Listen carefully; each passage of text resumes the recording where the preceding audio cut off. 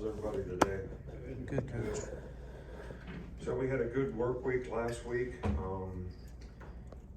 Really tried to emphasize with the players, what are you going to attach yourself to for the upcoming challenges for the rest of the season. Great time to do a little, self-assessment of what we need to do to get a little more consistent execution, whether it's individual players, systematically on offense, defense, special teams. So we really need to come together as a team versus good opponent. And that's obviously going to be really important for this game versus LSU, who right now is probably playing as well as anybody in the country. They're very well coached. This game has always got, significant implications.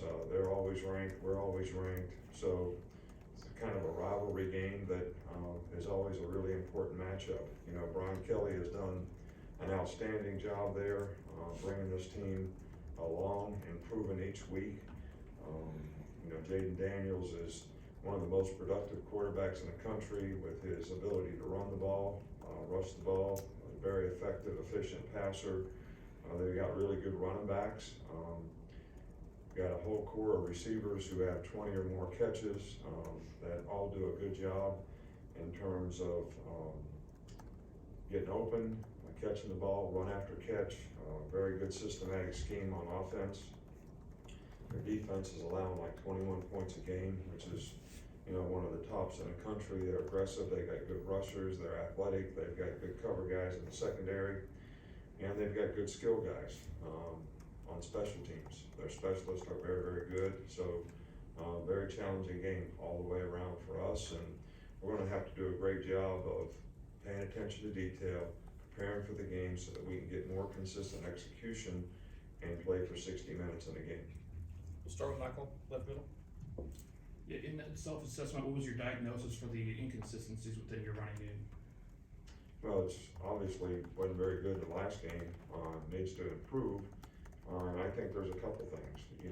We have to have a little more diversity in what we're doing, as well as being able to execute it a little better on a more consistent basis. Over here with Chase. Is there anything new on availability for DJ Dale or Jaheim Otis? Yeah, I think both guys are going to start back to practice this week. We'll kind of, determine how they do during the course of the week and what their availability will be when the game comes. Come back over here to Charlie. With Eli Riggs, what kind of progress did he make leading up to that Mississippi State game? And do you think he maybe gained confidence from what he was able to do in that game? Yeah, I think so. I think, fundamentally, we worked really hard to get Eli to understand the expectation for what we want him to do, to have a good understanding of the scheme, of how we're playing and what we're playing. And I think he's developed confidence, throughout the season as he's learned more, gotten more comfortable. And I think he played well in the last game, so hopefully he can build on that. But I think it's important that he just, goes into this game and bees himself and doesn't think he has to do something fantastic just because he's playing against the team he used to play for. I think that's always important psychologically, that guys be able to focus on what's in front of them and, do their job well. Back on the left with Mike right out. What are some of the characteristics that Brian brought over from Notre Dame, and what was so challenging about some of those Notre Dame teams you played? Well, they're always very well coached. They're always physical. This will be a physical game. They always have balance on offense. They're going to run the ball. Got a very good throwing scheme. Utilize the personnel that they have, very, very well. And, they've historically played really well on defense and special teams. So it's typical of what a well-coached team, usually does. And they've gotten to the point where, and all of his teams have been this way, they don't beat themselves. You got to execute and beat them. And I think that's got to be the focus, for our team. Up front here with Nick. How would you evaluate the way your defense has defended quarterbacks who can pass and run well? Well, I think that it's very challenging to play against quarterbacks who, are dual threat type of guys. And this is obviously going to be a big challenge for us. And I think that it's something that the emphasis has to be on all 11 guys really doing what they need to do, whether it's pass rush lanes, whether it's how you cover people, keeping contained in the quarterback, trying to keep him in the pocket. Even when he steps up, you can retrace the rush. So there's a lot of elements to doing this that you just can't rush and think you're gonna go get a sack and get pushed by the quarterback and then he's gonna end up having lanes to run in. So all these things have gotta be real points of emphasis for us all week long so that, we have a chance to contain a guy that's a very good passer, but he's also can beat you with his feet. In the back.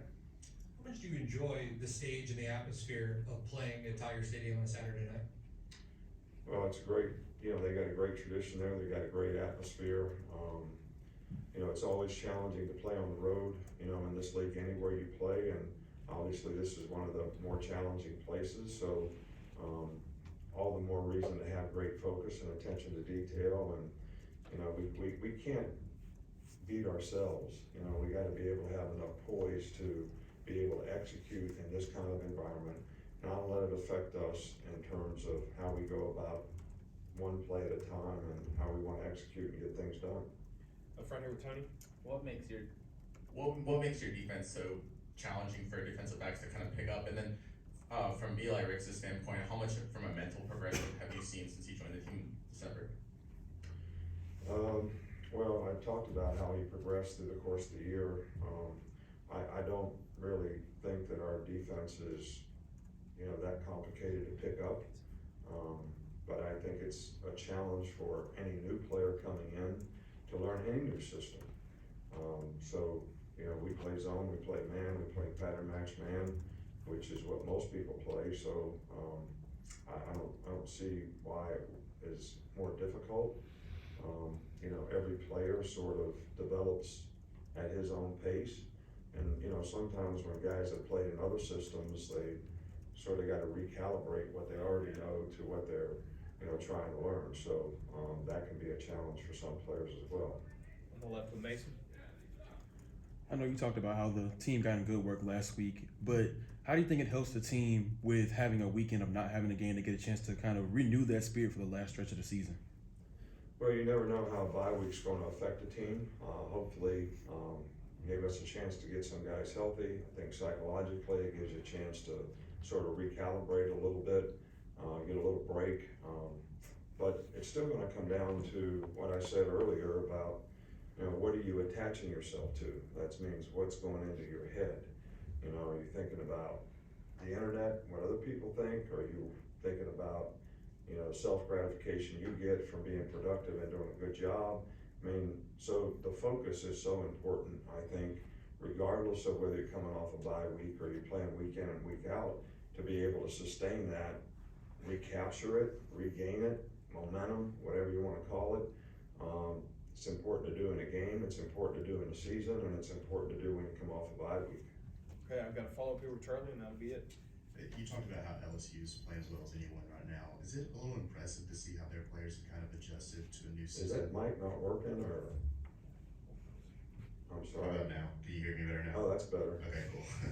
You talked about LSU playing as well as anyone right now. Is it kind of impressive to see how quickly their players have adjusted to that new system under Brian Kelly so quickly? Well, I think when, good coaching is good teaching. And I think when you have good teaching, players, do adapt and they do improve and they do adjust. And, the team is playing with, a lot more discipline, and they're, really focused on what they have to do. I think they believe in each other, and I think they believe and trust in the coaching staff that they have, and that's why they made the progress that they made. All right, Coach, that's all we got. All right, thank you. Happy birthday.